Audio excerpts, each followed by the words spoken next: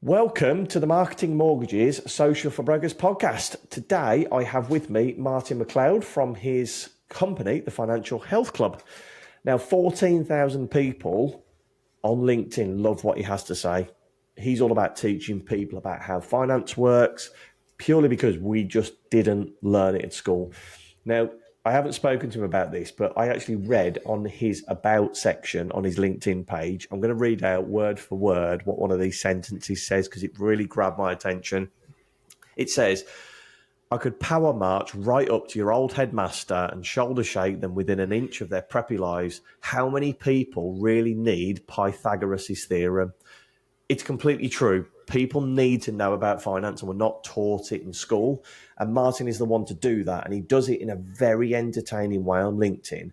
So today we're going to learn about why he uploads photos of himself as a Roman soldier, what Harry Potter has got to do with buying stocks, and also how much time all of this takes, because it's not just a case of putting one post together and posting once a week. He does it consistently. So we're going to talk to him about the strategies he uses to be successful on social media, but in essence, more importantly, on LinkedIn. So Martin, welcome to the podcast. Thank you very much for inviting me, Chris. It's a pleasure to be on. I am currently remote on a Scottish island, but we've managed to get it set up somehow, so I am delighted to be on. Love it. Thank you. Thanks for coming on, especially on your summer holidays as well. Funny thing is, anybody that listens to this podcast, the question at the end, if you were to move to the north of Scotland with a mobile phone internet connection and laptop, what would you do? Well, Martin's there at the minute, so I'm going to switch that up at the end to the south of England. So this is actually the literal question that I ask. It's funny. Anyway, thank you so much for coming on. As always, I like to get a bit of a background to all of the guests, who you are, what you do. So could you give our listeners a bit of a background of how you got into the industry, please, Martin? Yeah, I've worked in the industry since kind of 2006, where I worked in the city as a stockbroker. That was my first initiation. And then obviously working in that through the financial crisis was obviously interesting. And then working in investment management with Gerard Wealth and Barclays. Just after that, it was an interesting transition right through to me being a chartered financial planner and then leaving the industry now to set up the Financial Health Club in order to spot what I thought was the biggest gap in the market, which was just genuinely that people didn't really understand a lot of how to build wealth and how to invest for themselves. And I just felt there was always a barrier to entry. There was always, has this person got 100,000 to invest? Does this person have a pension worth $500,000? But for most people, that wasn't the case. They needed help, but there wasn't help out there. There certainly wasn't help from the right resources, from people who actually understood finance and people who understood investing, who could actually help people understand this for themselves so that they could do it. I always use the analogy of like the driving instructor. You know, that's how I see myself, as somebody who's able to teach somebody to drive. I don't then go and pick the car that they drive. I don't pick the colour of the car they drive, but they understand how to safely navigate the roads. Obviously, if they choose to drive at 100 miles an hour, they're taking risks that obviously they are going to be risks which are avoidable, and the risks that are unavoidable, obviously. So I think my job is to coach people in understanding money, how to be good with money, the money mindset, making sure that they make the right decisions when it comes to building that wealth, understanding investing, understanding the tax efficient ways that people would build wealth, but ultimately it is up to the person to take control of their own finances. And as you talked about at the start, that gap that was missing from school when we were taught about Pythagoras' theorem and complex maths, we weren't taught lifestyle maths, and I think there should be a class for lifestyle maths in schools, which is based on lifestyle, based on mortgages, interest rates, loans, APR, like talking about investing, compounding, like almost like a lifestyle maths class, which would actually benefit people in the future, as opposed to what we learned, which is complex maths, like working out the hypotenuse of a triangle, or working out sin costs and on a scientific calculator. But you think about that, the complex maths that made us all just stare out the window, 99% of us would never use it again. Whereas I'd like to think lifestyle maths, we would all use what we would learn again at some point, and we would be able to reflect back on what we learned and understand it in a much more efficient way for everybody. But then, obviously, we would all be good with money, and maybe that's not what the world wants. Maybe that's an issue, yeah. And that's one for the conspiracy theory podcast, isn't it? But that's really interesting, because you say you worked at the likes of Barclays. I suppose it could have been so easy for you to go down that corporate route, couldn't it? Whereas you flip reversed and gone.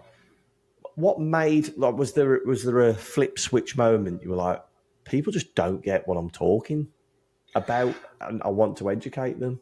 Yeah, I mean, there was lots of it. Even in my last role with Schroders, you'd be working with people who would say things like, you would be having a discussion with them, and you'd go through like all the risk and compliance questions that you had to do, and obviously these people are sitting largely bored. They don't really understand most of what you're talking about. And at the very end of this call, this person said, I don't understand. I thought you were transferring my ISA into my pension, and then I thought you were and you're thinking, no, ISAs don't transfer into pensions.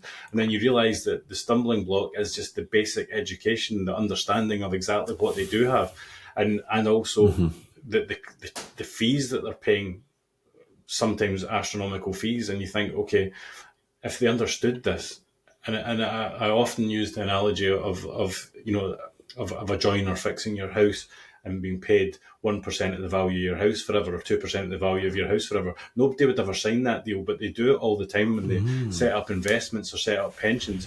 They say, I've made 5% this year, my advisor's taking 1% or 2%. I'm still making money, but they're not realising that they're giving away a lot of their wealth, because people get a bit kind of number numbness when it comes to percentages. They think that a small percentage, but 1% of £1 million is a lot of money a year. And if that £1 million is becoming £2 million, that 1% becomes an enormous amount of money, especially when the work involved in that, it doesn't change.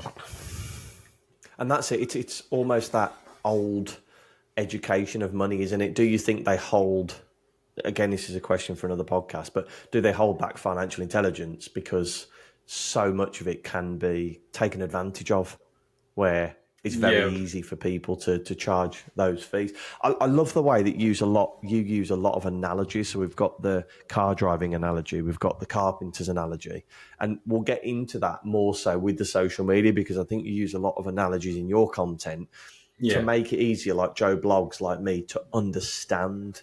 And I love that carpenter analogy, that you wouldn't have a carpenter come and do work on your house and then take a percentage of the house's value for the next 10 years. So we'll get into that. But what I'd like to do before we get into the social media aspect, because it takes up a lot of your time, what does your normal week look like at the minute in your business? For me, there's obviously, I do post on LinkedIn. I tend to have mornings where I would use social media.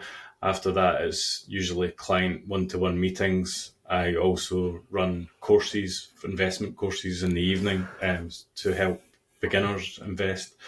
There will be days of administration and tasks and marketing and various other things that you've got to fit into your week. But I do minimize, like, I am a natural creative person, and I guess that is a bit of luck in that sense, where I don't spend a lot of time creating content. It comes very, very quickly. Like I literally will think of an idea, write it out within a matter of minutes, just because, I mean, people will have seen me singing guitar songs on here where I make up songs with different lyrics. That like, people might think that takes me a long time. It doesn't. I just think of like a song by Take That or the Eagles, and I just change the words very quickly within, say, 10 minutes. And then the hardest thing is actually remembering what you were going to sing when you're actually playing the chords, because you naturally want to sing the real song that you recognise and have sang hundreds of times. That's the hardest part, is focusing on changing the words during the song. But the actual writing of content, I think, like, that was my skills growing up were all creative. I was a natural creative. If somebody had said to me I'd work in finance, I would be, that's probably not the route that I would go down. I probably fell into finance purely because I met a stockbroker at a wedding at one point when I was probably at a point where I'd just left university, and I was in limbo and not really knowing what to do with my life.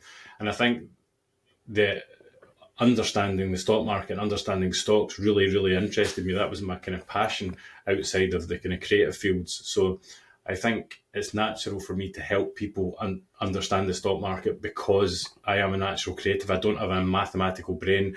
My maths teacher said that I was, when I handed back my book, he said, I'm glad you're handing that back, McLeod, because there's absolutely no chance you've passed this exam. It was that, so I was very much the person staring out the window chewing gum. So I wasn't somebody who was consumed by numbers, and I think that's the biggest mistake that people make, is assuming that you have to be some kind of numbers guru. There is basic maths involved in maybe analysing stocks, but it is basic maths. We're talking about, I think Peter Lynch, the famous fund manager, said that all the maths that you need to understand the stock market, you learn in the 4th grade, in primary school. You learn that stuff young. It's basic maths, division, multiplication. Most of the numbers are calculated for you nowadays anyway, so you don't have to do it yourself anymore. There's research systems with these inputs on them, not even requiring a calculator. So I think everything is set up now for it to be a lot easier than it ever was, and that's been a benefit to me. Obviously, somebody who's not somebody that's fantastic with numbers from a young age. Yeah.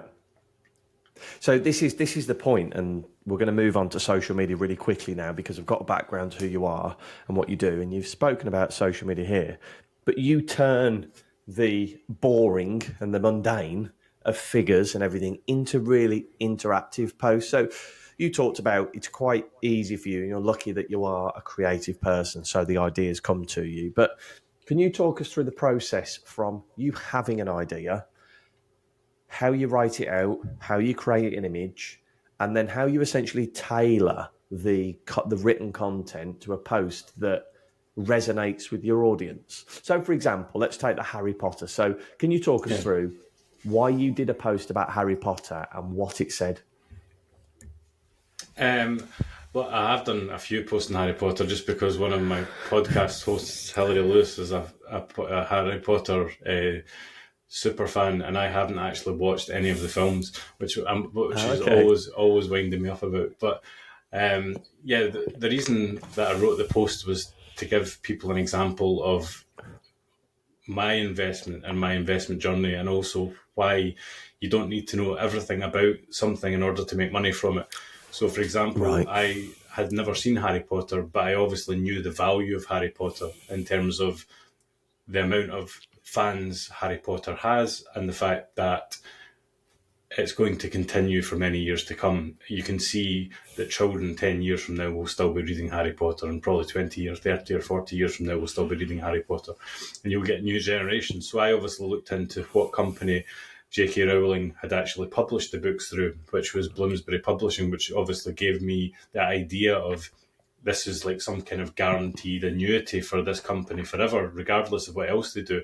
But they'd obviously had it for years. But now that the company was getting larger and they were transitioning into the American market and they were getting a lot more exposure in the digital presence, during COVID, they moved into the digital world and the online learning space, universities.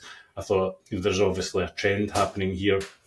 They are now signing some big authors like Sarah Maas and all these other authors who were selling millions of books. These were potential areas where they're going to expand. They had cash in order to take over smaller publishing companies and add them alongside what has been a very successful publishing company. I was impressed by the management when I listened to some of their calls. So that was the reason that I invested in Bloomsbury Publishing years ago. Yeah. And obviously, disclaimer: this isn't financial advice. Martin's not saying invest in these guys. But what Martin's done there is essentially he's invested in a company called Bloomsbury. But if you were to write a LinkedIn post that said, I've invested in Bloomsbury because they do X, Y, and Z, and this is why.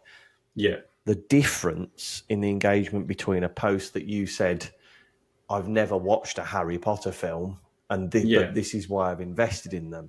Those two posts are completely different because Harry Potter is something that people recognise. And what I love about Martin's content is again, another example of he takes the boring and the mundane of investing in a book publisher and turns it into something that people can resonate with and understand, and makes it easy for Joe Blogs like me to be able to understand why he has invested or why he has looked into this company. Yeah, and I think that's what it is. It's trying to help people to understand that investing, it isn't this super complicated thing. There is a lot to learn, but once you learn it, you have pretty much learned everything that you need to know in order to start to approach looking at companies and researching companies and making it fun in the respect that you are naturally going to want to invest in companies which you think will be successful. Maybe you're using them every day. Maybe they are Amazon, maybe they are Apple, maybe they are Coca-Cola, whatever companies they may be, that you can see a trend happening in. That's why lots of people. That's how you make them fun, because they're trending, aren't they? So we've written the post out. What do you recommend for the graphic of the post? What do you use? Photos of yourself? How do you work out which photo to put with it? I think I don't really have a strategy where I take photographs for I just find photographs and think I could write a post based on this from that photograph. So I just think, but what I should have is an abundance of photographs. Then I would easily think of something to write alongside it. I think it's I don't have a proper strategy. I think if somebody looked at my strategy, they would say you could probably do a lot better, because I'm not planning content out for a week or two in advance like a lot of people do. Okay. And I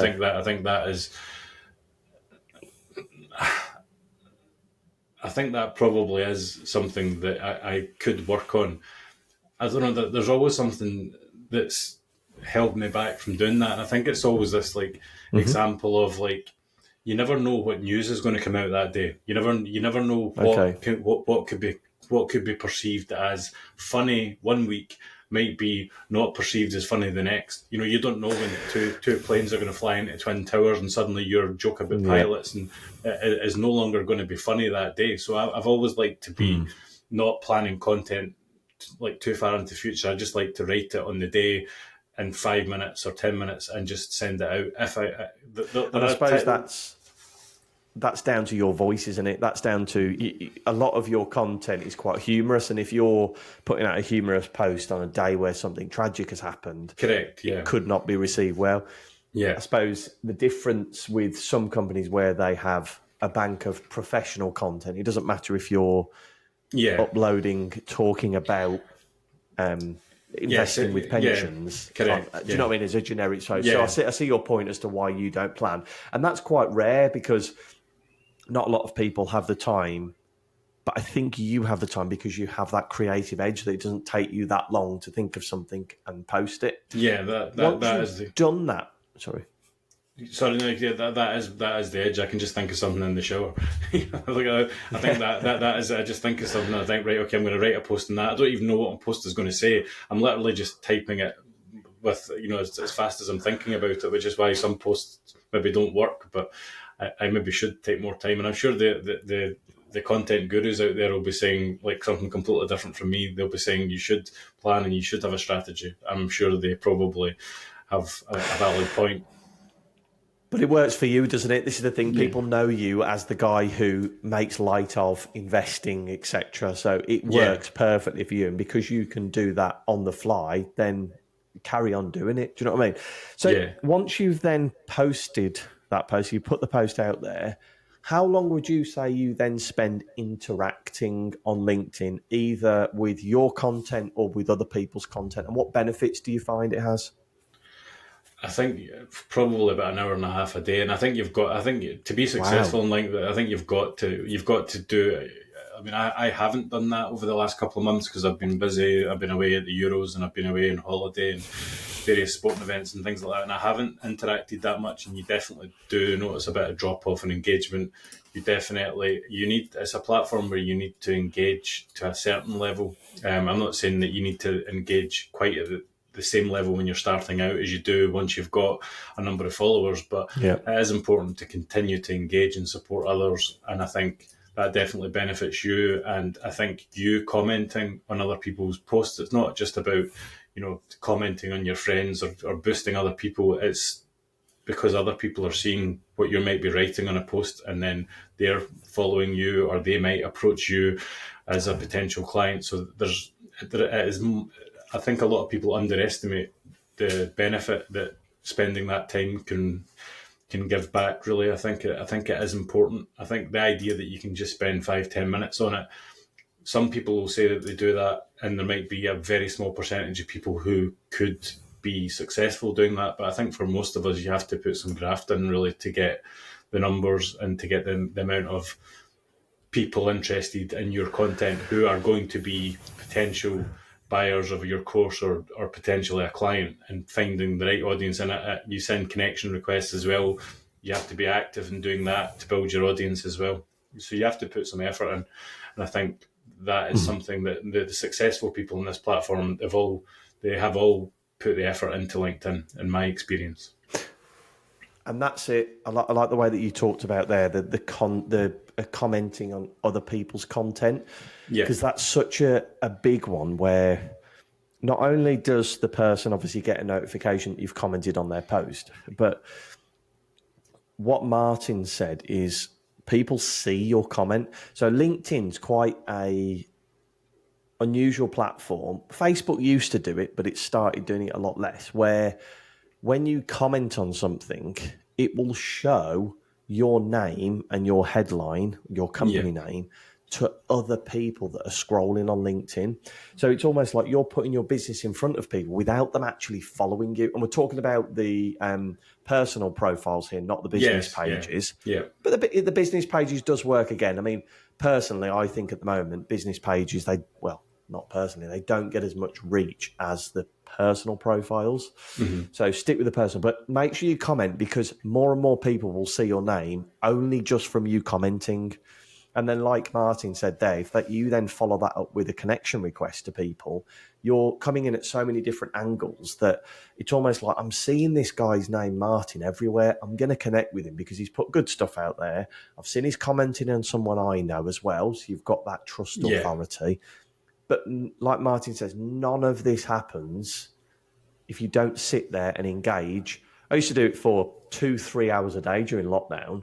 Now, as you said, you get busy and you can't do it. But you get to the point where you're over 5,000 followers, half an hour, 45 minutes a day. That's all you need to be interacting with people, to really see a boost in your engagement and the reach of your posts. Yeah, and I think it's not like, but when I say 90 minutes, it's not sitting down and doing it for 90 minutes all in a winner. It's maybe broken down over the day. So maybe like 40 minutes in the morning, and then maybe 20 minutes in the afternoon, and maybe some time in the evening. So I'm not saying sit down and do 90 minutes religiously every morning, but I think over the course of the day, and just because the other thing is, over the course of the day, if you've put a post out in the morning, then you go and do lots of morning meetings, there'll naturally be people who have reacted to the post who might have asked questions on your post, and you can't.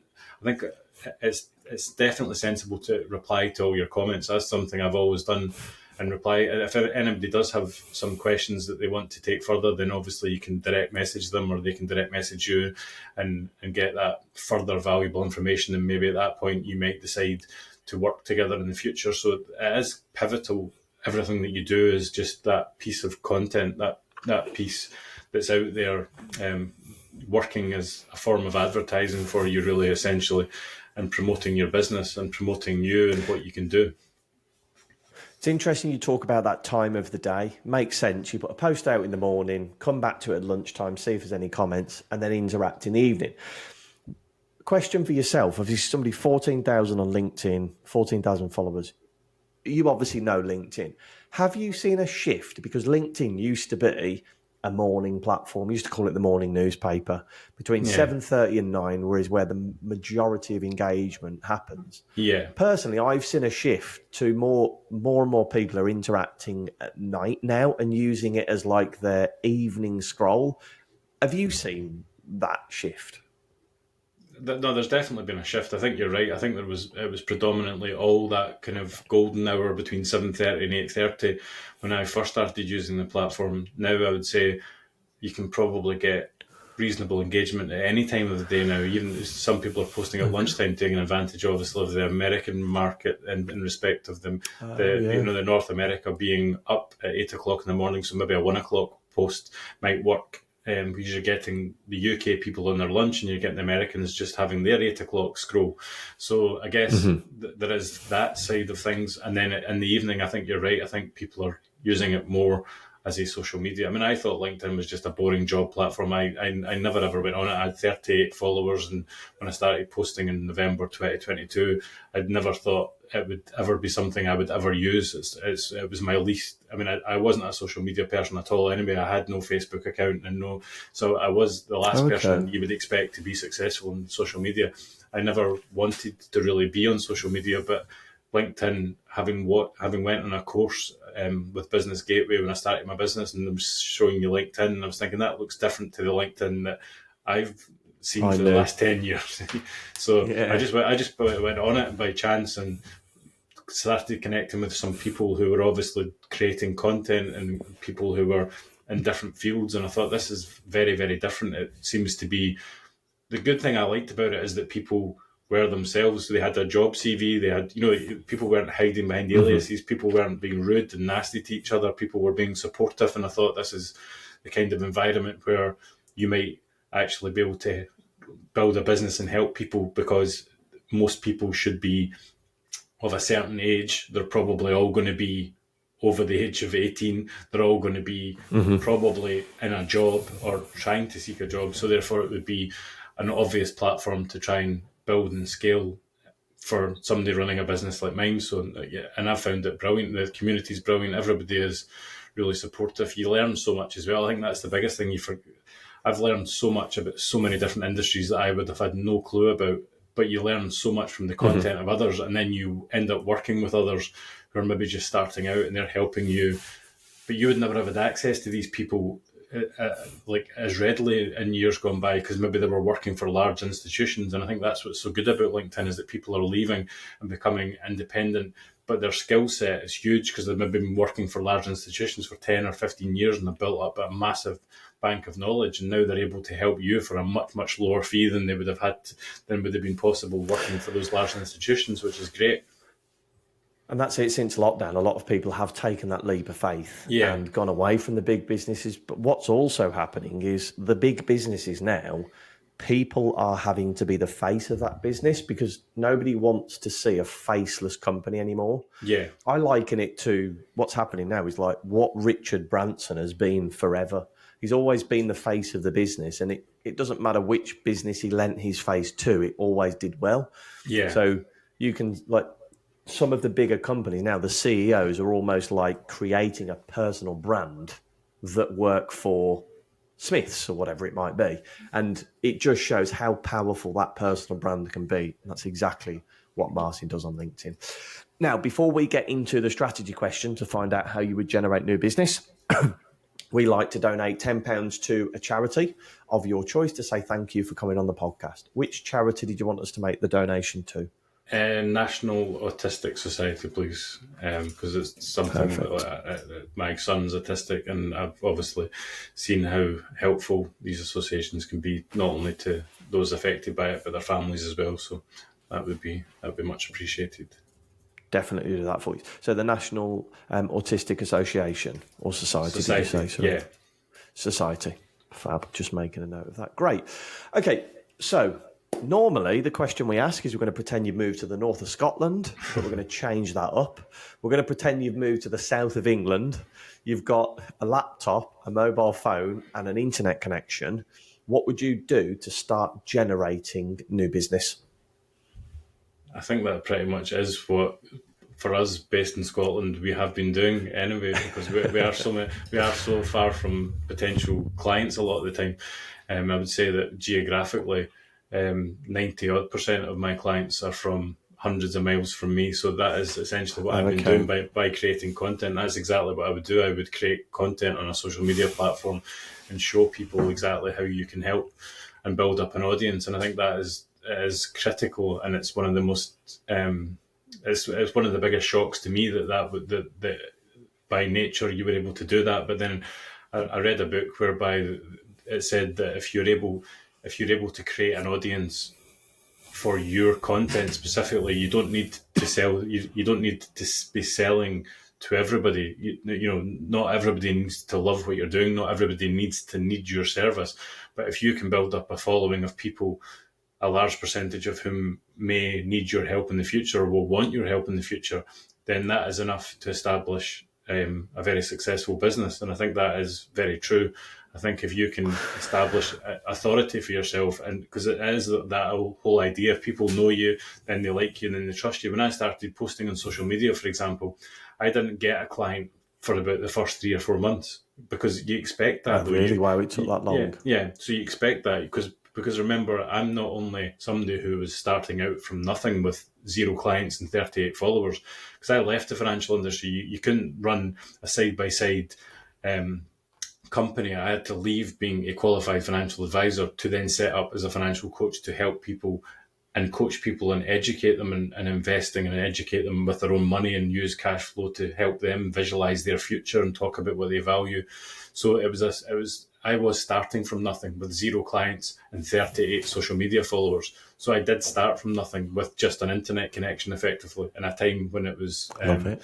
So I what I have done and how I built my business is basically almost how I would build it if I lived in a desert island, because it essentially exactly the same. Essentially, that's what I did, really, because I didn't go to local network meetings. I never did any of that. I just started on LinkedIn and others, and just getting content out there. I started that as my first strategy, really, and continued it. And I think I love that you don't need any networking meetings. And look, everybody's different. This is why I asked this question, because so many different answers we get on this podcast. Yeah. I think what Martin's saying, he's built it all on social media. And I think the one key line that you haven't said, but you've said it in a roundabout way, you've just been yourself on social media. Yeah. You were yourself for 3 to 4 months, told them about the product that you're selling. They liked you, so they bought the product. And that's just being yourself. And that's how you can win on social media. So we're going to wrap up the podcast, but there is a product that you're helping people with at the moment, and version 3 should be out by the time that this podcast is released. So what product do you help people with, Martin? So I've got an ultimate beginner's investment course that takes people through the journey from being a complete beginner to understanding some of the key numbers in finance. I think understanding your numbers the same as you understand your weight and your calories and your height and all these things that just rhyme off the tip of your tongue when somebody asks you. I want you to be the same with financial numbers. So that through to understanding the stock market, understanding how we invest, the different ways to invest, understanding risk, understanding how to open accounts, what things mean when you're looking at all the jargon on these websites. So I take them right through. For 6 weeks, I've got access to me, and it's 1 hour a week where we do a live session. You can ask all your questions. In between that, lots of the cohort will come back to me with questions and things they don't understand, and we'll spend time making sure that you get up to speed by the next week. And I'm currently doing my 3rd cohort, and I'll be starting my 4th one soon. And it's available for £399 for 6 weeks. And it's also available through Klarna as well. So you can pay in installments. So it's open to all. There's nobody that should have a barrier to getting it and getting that help that will really make a difference to their lives. Love it. And how can people get in touch with you if they do want to? Where's the best place? I think I know what you're going to say, but where's the best place that they can reach you, Martin? Yeah, they can reach me on LinkedIn, either through direct message or by a message on my content at any time, or they can email me at Financial Health Club. All the details are on my website at financialhealthclub.co.uk. And they're more than welcome to send me a message anytime. And if there's any mortgage advisors out there that want to, or IFAs that want to see exactly how Martin does it, go and check him out on LinkedIn. Surname is McLeod, which is Macleod. Take a look at his content. It's so raw, it's so personal, and that's obviously what resonates with his clients. Martin, thank you so much for taking your time to come on. There's so much in there that people can go and incorporate into their own content. Being yourself and engaging, isn't it? That's the main key points. Absolutely. Thank you very much for inviting me on. Thank you. Awesome. Thanks for coming on, Martin. Cheers. Just thank you. Thank you.